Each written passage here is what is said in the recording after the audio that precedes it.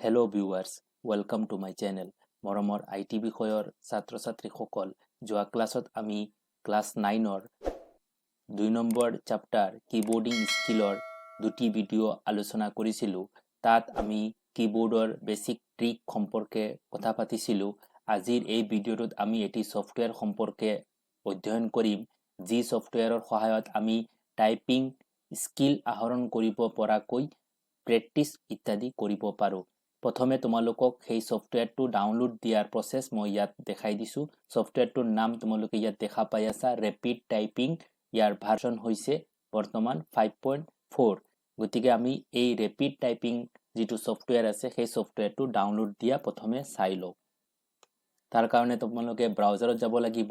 ব্ৰাউজাৰত গৈ সাৰ্চ কৰিবা rapid typing TYPING। এইখিনি সাৰ্চ কৰাৰ লগে লগে তোমালোকক ইয়াত ডাইৰেক্ট ডাউনলোড লিংক দি দিব। ইয়াতে চোৱা লিখা আছে ডাউনলোড ৰেপিড টাইপিং 5.4। তাত ক্লিক কৰাৰ লগে লগে তোমালোকৰ কম্পিউটাৰৰ যি অপাৰেটিং সিস্টেম আছে তাৰ ভাৰ্সনৰ ওপৰত ডিপেন্ড কৰি দুটা লিংক পাবা। প্ৰথম ইয়াত দিয়া হৈছে 64 ভাৰ্সনৰ অপাৰেটিং সিস্টেমৰ কাৰণে, আৰু বাকি আৰু এটা লিংক আছে যি 32 বিট অপাৰেটিং সিস্টেমৰ কাৰণে হয়। মোৰ ইয়াতে 64 বিটৰ অপাৰেটিং সিস্টেম হয়, গতিকে মই এই লিংকত ক্লিক কৰিম। তোমালোকে নিজৰ কম্পিউটাৰত যি অপাৰেটিং সিস্টেম আছে সেই মতে ডাউনলোড কৰি লবা। ঠিক আছে, এনেদৰে সফটওয়্যাৰটো ডাউনলোড হোৱাৰ পিছত তোমালোকে ইনষ্টল কৰি ল'ব পাৰিবা। এই সফটওয়্যাৰটো ইনষ্টল কৰি ল'বা। মই ইতিমধ্যে মোৰ কম্পিউটাৰত সফটওয়্যাৰটো ইনষ্টল কৰি ৰাখিছো, গতিকে মই পুনৰবাৰ সেই সফটওয়্যাৰটো আকৌ ইনষ্টল দিব নাযাওঁ। ঠিক আছে, তোমালোকক প্ৰথমে তোমালোকৰ কিতাপত কেনেদৰে আছে অকমান থিওৰি পাৰ্ট বুজাই দিব বিচাৰিছো। ইয়াত লিখা আছে চোৱা, rapid typing tutor is a free and open source software. FOSS মানে হৈছে ফ্ৰী এণ্ড অপেন সোৰ্স। সেই সফটওয়্যাৰটো ডাউনলোড দি কিনে আমি ইউজ কৰিব পাৰিম। তাৰ কাৰণে পইচা ইত্যাদি পে কৰিব নালাগে, মানে ৰেজিষ্ট্ৰেশ্যন ইত্যাদি কৰিব নালাগে। গতিকে সেই সফটওয়্যাৰটো ইতিমধ্যে মই ডাউনলোড দিছো, আৰু ইয়াৰ পৰা আমি কিছু কথা ইয়াত শিকিম। ইয়াত চোৱা, তোমালোকৰ যোৱা ক্লাছৰ ভিডিঅ'ত মই কৈছিলো যে টাচ টাইপিঙৰ ৰুল আৰু ৰেগুলেশ্যন কি নিয়ম আছে, টাচ টাইপিং কি হয় ইত্যাদি ইতিমধ্যে আলোচনা কৰিছিলো। আৰু আমাৰ যিখিনি কিবোৰ্ড আছে সেই কিবোৰ্ডসমূহ QWERTY কিবোৰ্ড হয়, মানে QWERTY। এনেদৰে প্ৰথমে তোমালোকে চোৱা QWERTY পৰা আৰম্ভ হৈছে, গতিকে এই কিবোৰ্ডখনক কোৱা হয় QWERTY কিবোৰ্ড। ইয়াৰ পিছত তোমালোকক এই সফটওয়্যাৰটোৰ সম্পৰ্কে ইয়াত কোৱা হৈছে যে সফটওয়্যাৰটোত এনেদৰে ইন্টাৰফেস পোৱা যাব। আমি প্ৰেক্টিকেল কৰি চাম কেনেদৰে হয়। লগতে ইয়াত কোৱা হৈছে যেতিয়া আমি টাইপিং কৰিম, ইয়াত কিছুমান লেসন আছে, লেভেল আছে। আমি লেসন 1ৰ পৰা লেসন 9 লৈকে ইয়াত পাই আছো। তেনেদৰে লেভেলো আছে, বিগিনাৰ্ছৰ পৰা তোমালোকে বহুত হাই লেভেল লৈকে যাব পাৰিবা। ইয়াত তোমালোকে বিগিনাৰ্ছৰ পৰা চেম্পিয়ন লেভেল লৈকে ইয়াত আছে। তোমাৰ টাইপিং স্কিলৰ ওপৰত ডিপেন্ড কৰিব কোন লেভেলত তুমি টাইপ কৰিব পাৰিবা। ইয়াত আলটিমেটলি টাইপিংৰ প্ৰেক্টিছ কৰাৰ কাৰণে এই সফটওয়্যাৰটো ডেভেলপ কৰা হৈছে।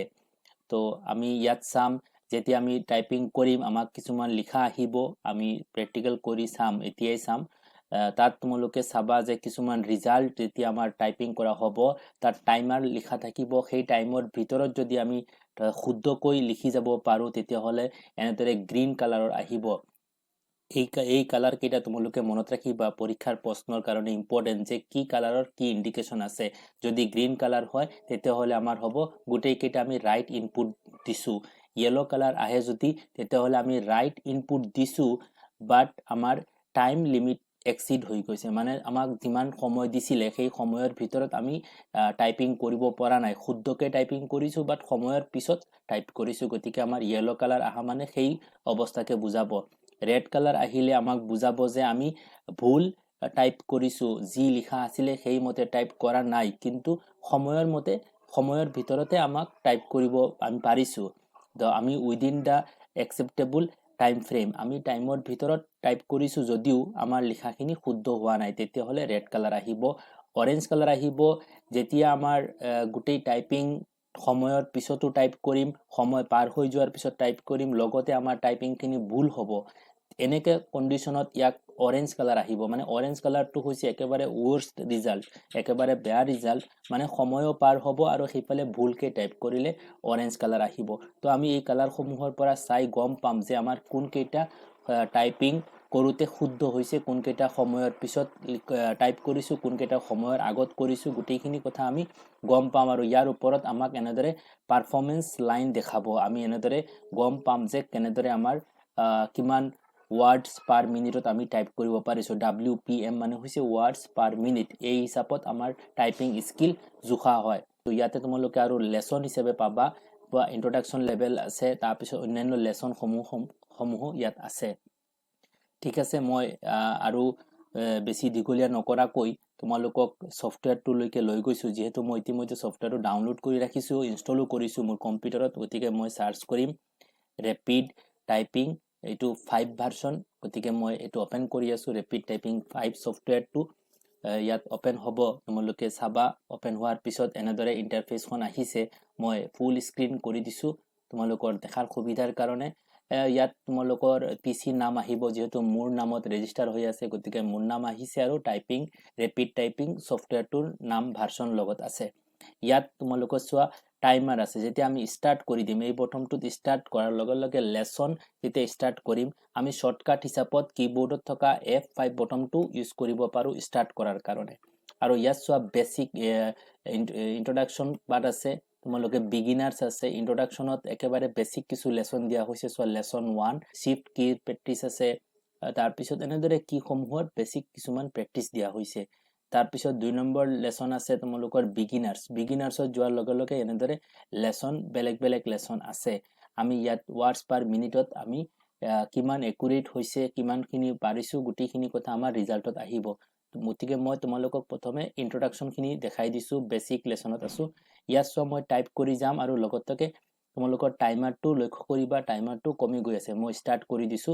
স্টাৰ্ট কৰাৰ লগে লগে মই এতে F প্ৰেছ কৰিব লাগে স্মল f কৰিছো স্পেস দিব লাগে স্পেস দিছো Z দিব লাগে দিছো স্পেস দিব লাগে দিছো D দিব লাগে দিছো এতিয়া সো মই যদি কিবা ভুল কৰো ধৰিলা মোৰ স্পেস দিব লাগিছিল মই স্পেস নিদিয়াকৈ কিবা টাইপ কৰি দিছো সো ইয়াত মোৰ এৰৰ আহিছে তাৰ মানে ৰেড কালাৰ আহি গৈছে তাৰ পিছত মোৰ স্মল k দিব লাগিছিল মই ভুল ক্ৰমত ক্যাপিটাল K দি দিছো তেতিয়া হলে ৰেড কালাৰ আহিছে এই যদি মই আকৌ শুদ্ধ কৰো তেতিয়া হলে তোমালোকৰ স্পেস দিয়াৰ লগে লগে ইয়াত চোৱা মই স্পেস বাৰ দিছো এতিয়া আকৌ শুদ্ধকে লিখিম তেতিয়া চাবা গ্ৰীন কালাৰ আহি যাব এনেদৰে আমি যদি টাইপিং কৰি যাও তোমালোকে চাবা ৰিজাল্ট কেনেদৰে আহে মই তোমালোকক টাইপিং কৰি দেখাই আছো গুটেই প্ৰসেসখিনি কমপ্লিট কৰি ইয়াত মই ভুল ক্ৰমত আকৌ কিবা এটা বেলেগ দি দিছো স্পেস দিব লাগে স্পেস দি দিছো ইয়াত চোৱা তোমালোকক মই ভুলতে কিবা দি দিছো এনেদৰে যদি মই ভুল ক্ৰমত কিবা লিখো তেতিয়া হলে ই স্টপ হ'ব মানে ইয়াতে থাকি যাব